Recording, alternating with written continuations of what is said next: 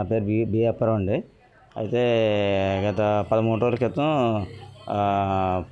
ఈ క్షేత్ర పూజలు చేసి బట్టలాగండి వచ్చి మరి ఏవో పట్టుకెళ్ళి ఎక్కడ కప్పెట్టారని చెప్పేసి మా పిన్ని గారు చెప్పారండి.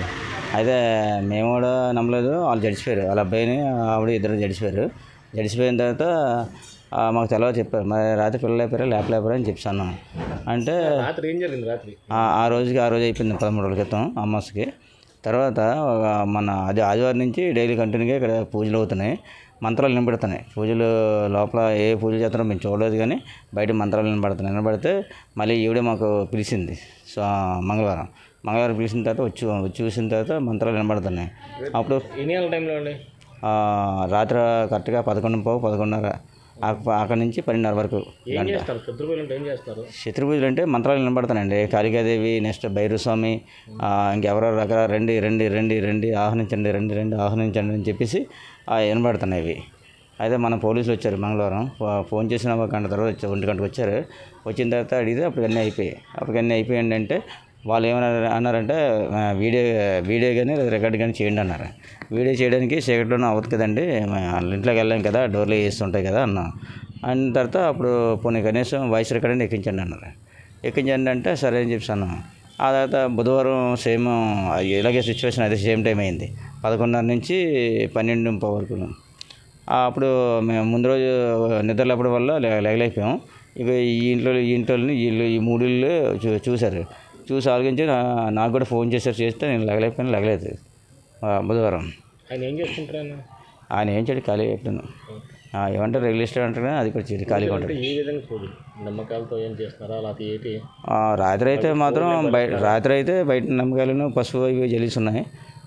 బయట మేము వెళ్ళేసరికి బొట్టు ఒకటి ఇక్కడ పెట్టుకున్నాడు. అది అలా తుడిపించుకుంటే ఇక్కడ ఎర్ర సిందూరం ఉంటుంది కదా, ఆ పింక్ కలర్లో ఆ సిందూరం పొట్ట మీద పడింది. ఒక లింగం ఒకటి ఉంది అంతే. అతని పేరు బోర్ రాజేష్. అయితే అందరం మొత్తం ఈ స్థానికులు ఉన్న అందరం వచ్చి చూసాం. మొత్తం అంతా చూసిన తర్వాత పెద్ద డోర్లు తీయమంటే చాలాసేపు తీయలేదు. ఆ డోర్లు ఇలా తీసేటప్పుడు కరెంట్ పోయింది. ఈలోగా మరి పూజ చేసినవి ఎక్కడ పారేశారో ఏంటనేది తెలియదు. తెల్లవారంటే ఇక ఈ పక్కన ఆవిడ చెప్తుంది, అటుకేసి పువ్వులు వేస్తారు, ఇటుకేసి నుంచి ఆయిల్ బాటిల్ ఇచ్చేసారని. అవన్నీ మేము ఇక్కడికి రెంట్కుంటున్నాం. 1 year అవుతుంది ఇక్కడికి వచ్చి. యాక్చువల్లీ మాకు 5 days నుంచి ఇలా జరుగుతుంది అనేసి వేరే వాళ్ళు చెప్పారు. వేరే వాళ్ళు చెప్తేమో మేము తర్వాత 2 days బ్యాక్ మేము వేరే వాళ్ళు చెప్పారనేసి ఇలాగా అరుపులు మంత్రాలు వినిపిస్తున్నాయి అనేసి వేరే వాళ్ళు చెప్తే మేము వెళ్ళి చూస్తే అప్పటికే అతను గట్టిగా అరుచుకొని పూజలు అవి చేస్తున్నాడు. ఆ రోజు పోలీసులకి అది ఫోన్ చేస్తే పోలీసులు వచ్చేసరికి వెళ్ళిపోయారు. అతను ఇంటి దగ్గర స్కూటీ ఏం లేదు. తర్వాత ఏమో మళ్ళీ నిన్న నైట్ అలాగా వెయిట్ చేసాం అతని కోసం. చేస్తే మళ్ళీ పూజలు అవి చేసి గట్టిగా అరుచుకొని మంత్రాలు అవి చదువుతుంటే అందరూ వెళ్ళి డోర్లు కొట్టి 10 నిమిషాల వరకు రాలేదు. అందరూ అడిగితే నేను దేవుడికి కొలుస్తాను అనేసి అంటాడు. దేవుడికి ఈ టైం అప్పుడు కొలుస్తారని ఎవరైనా అడిగితే నేను దుర్గమ్మకి మా కులదేవత కొలుస్తానని చెప్తున్నాడు. అది తప్పితే ఇంకేం మాట్లాడట్లేదు. అతను ఎవరైనా అడిగితే సీరియస్గా రియాక్ట్ అవుతున్నారు. పూజ 11కి స్టార్ట్ చేస్తున్నారు. 2:30 ఆ టైంకి అంతా అతను ఎక్కడికి వెళ్తున్నాడో తెలియదు. మధ్యాహ్నం టైం కూడా వెళ్ళిపోయి 2కి ఆ టైంకి వెళ్ళిపోయి మళ్ళీ ఎప్పుడు వస్తాడో తెలియదు. కానీ నైట్ టైం మాత్రం కంపల్సరీ పూజలు చేస్తున్నాడు. రాత్రి 12 అయింది, కరెక్ట్గా 12 అయింది. ఆ మంత్రాలు పూజలు అవన్నీ వినబడుతున్నాయి. అక్కడి నుంచి వినబడుతున్నాయని మేము అందరం బయటకు వచ్చాం. ఏటవుతుందని అప్పుడే కరెంట్ కూడా పోయింది. అందరం పొలమని బయటకు వచ్చి ఆ మంత్రాలు వింటుంటే సడన్గా అతను ఎంతసేపు తలుపులు తీయలేదు, గంట వరకు చాలాసేపు తలుపులు బాధన తీయకపోతే అలా చూశారు. తలుపులు గట్ట బాగితే అప్పుడు చాలాసేపటికి ఒంటి మీద బట్టలు లేకుండా బయటకుండా వచ్చారు. ఒంటి మీద బట్టలు లేకుండా